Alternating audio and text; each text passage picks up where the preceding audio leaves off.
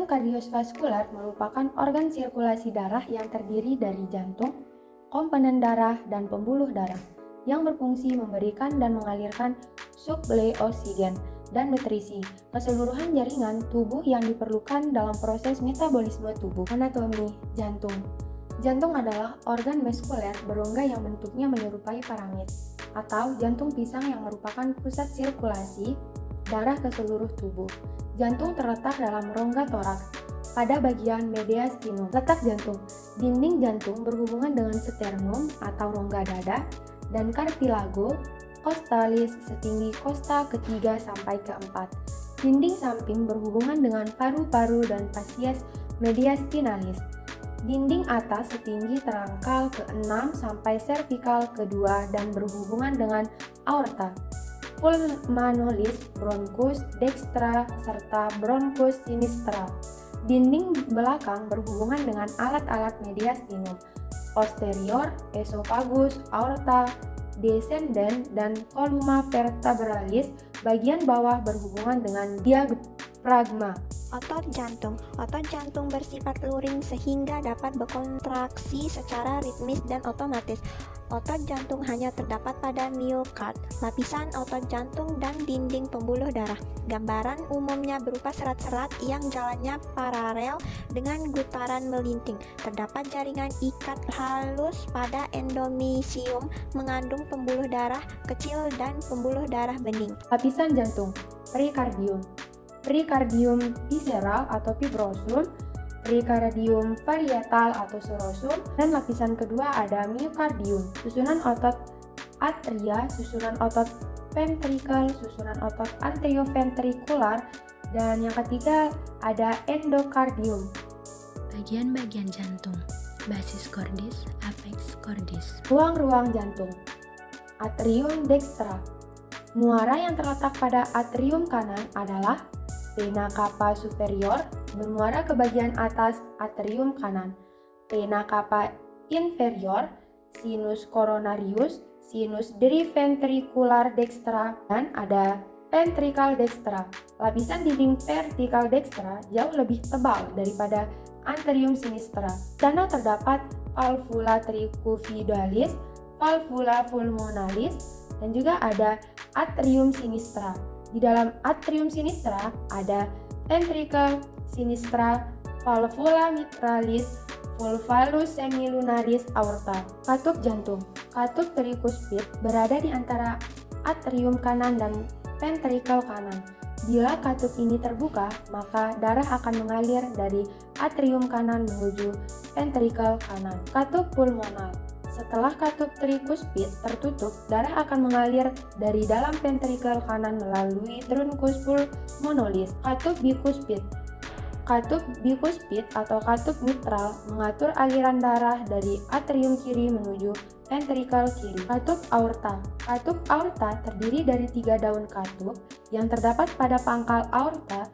Katup ini akan membuka pada saat ventricle kiri berkontraksi sehingga darah akan mengalir ke seluruh tubuh. Peredaran darah jantung ada arteri coronaria dextra, arteri coronaria sinistra, dan aliran vena jantung. Fungsi umum otot jantung. Sifat ritmisitas atau otomatis secara potensial berkontraksi tanpa adanya rangsangan dari luar. Mengikuti hukum gagal atau tuntas, impuls dilepas mencapai ambang rangsang otot jantung, maka seluruh jantung akan berkontraksi secara maksimal. Anatomi pembuluh darah. Pembuluh darah adalah prasarana jalan bagi aliran darah ke seluruh tubuh. Saluran darah ini merupakan sistem tertutup dan jantung sebagai pemompanya. Fungsi pembuluh darah adalah mengangkut atau transportasi darah dari jantung ke seluruh bagian tubuh dan mengangkut kembali darah yang sudah dipakai kembali ke jantung. Fungsi ini disebut sirkulasi darah.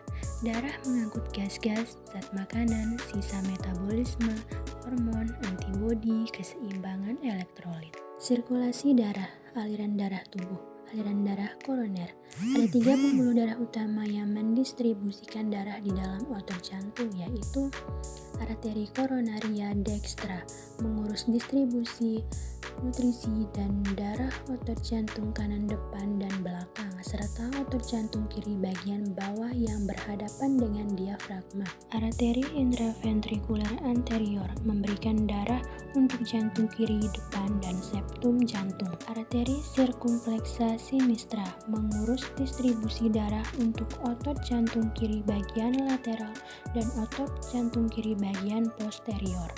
Bila terjadi sumbatan aliran darah koroner pada satu cabang akan menyebabkan iskemia di daerah tertentu yang dapat berkembang menjadi infark miokard. Aliran darah sistemik. Aliran darah sistemik berawal dari ventrikel kiri lalu masuk ke seluruh tubuh melalui aorta dan bercabang menjadi arterior, kemudian menjadi kapiler dan masuk ke dalam jaringan atau sel, kemudian keluar menjadi kapiler vena atau venolus, menjadi vena, vena cava superior bagian atas dan vena cava inferior bagian bawah. Selanjutnya masuk ke jantung melalui vena cava. Aliran darah pulmonal. Aliran darah berawal dari ventrikel kanan menuju arteri pulmonalis, kemudian bercabang ke paru-paru kiri, paru-paru kanan, dan ke alveoli atau kapiler alveoli, yaitu tempat terjadinya difusi oksigen dan karbon dioksida. Karbon dioksida lebih banyak berdifusi dengan kapiler menuju rongga alveoli, sedangkan oksigen lebih banyak berdifusi dengan rongga alveoli menuju kapiler darah. Darah yang banyak mengandung oksigen mengalir menuju vena pulmonalis kiri dan kanan, masuk ke atrium kiri, terus ke ventrikel kiri dan siap dipompa ke aliran darah sistemik. Sirkulasi darah aorta. Aorta merupakan pembuluh darah arteri yang paling besar, keluar dari jantung bagian ventrikel sinistra melalui aorta ascendens, membelok ke belakang melalui radix pulmonalis sinistra, turun sepanjang kolumna vertebralis dan menembus diafragma turun ke abdomen. Aorta ascendens, arcus aorta, aorta descendens, aorta thoracalis, aorta abdominalis. Sirkulasi arteri. Arteri merupakan pembuluh darah yang keluar dari jantung yang membawa darah ke seluruh tubuh. Pembuluh darah arteri yang paling besar keluar dari ventrikel sinistra, disebut aorta. Arteri mempunyai dinding yang tebal dan kuat tetapi mempunyai sifat elastis. Sirkulasi darah vena. Pembuluh darah vena merupakan kebalikan dari pembuluh arteri, yaitu berfungsi untuk membawa darah dari alat tubuh kembali masuk ke dalam jantung. Bentuk dan susunannya hampir sama dengan arteri. Vena yang masuk ke jantung, vena cava superior, vena cava inferior, vena pulmonalis, vena yang bermuara ke vena cava superior, vena articulasi posterior, vena retromandibularis, vena subclavia, vena jugularis extera posterior, vena supracavaliaris, vena jugularis anterior. Sistem limpatik merupakan suatu jalan tambahan tempat cairan dapat mengalir dari ruangan interstisial ke dalam darah. Sistem limfe berhubungan erat dengan sirkulasi darah karena mengandung cairan yang berasal dari darah dan mempunyai jaringan pembuluh limfe. Fungsi sistem limpatik adalah mengambilkan cairan interstisial ke sistem kardiovaskuler sekitar 8 liter per hari. Fisiovaskuler. Sistem vaskuler memiliki peranan penting pada fisiologi kardiovaskuler karena berhubungan dengan mekanisme pengaliran lingkungan internal bagian-bagian yang berperan dalam sirkulasi. Arteri mentransport darah ke bawah tekanan tinggi ke jaringan arteriola, cabang kecil dari sistem arteri yang berfungsi sebagai kendali ketika darah yang dikeluarkan ke dalam kapiler. Kapiler tempat pentukaran cairan, zat makanan dan elektrolit, hormon dan bahan lainnya antara darah dan cairan interstisial. Venula yaitu pengumpulan darah dari kapiler secara bertahap. Vena yaitu saluran penampung pengangkut darah dari jaringan kembali ke jantung. Fungsi utama darah yaitu mengangkut oksigen dan sumber energi ke jaringan serta membuang karbon dioksida dan produk sisa. Darah mengandung elemen penting dalam sistem imun dan pertahanan, penting untuk mengatur suhu dan mentransfer hormon serta molekul pemberi sinyal antar jaringan. Plasma. Volume plasma terdiri dari ion-ion dalam larutan dan berbagai macam protein plasma setelah membeku akan meninggalkan suatu cairan kekuningan yang disebut serum. Sel-sel darah. Pada orang dewasa, semua sel-sel darah diproduksi di dalam sumsum tulang merah, walaupun pada fetus dan setelah kerusakan sumsum tulang pada orang dewasa, sel darah juga diproduksi dalam hati dan implan. Eritosit. Eritosit atau sel darah merah merupakan sel terbanyak dalam darah dengan jumlah 5,5 kali 1012 per liter. Hemoglobin yang terkandung dalamnya berperan dalam pengangkutan oksigen dan memiliki peran penting dalam penyangga asam basa.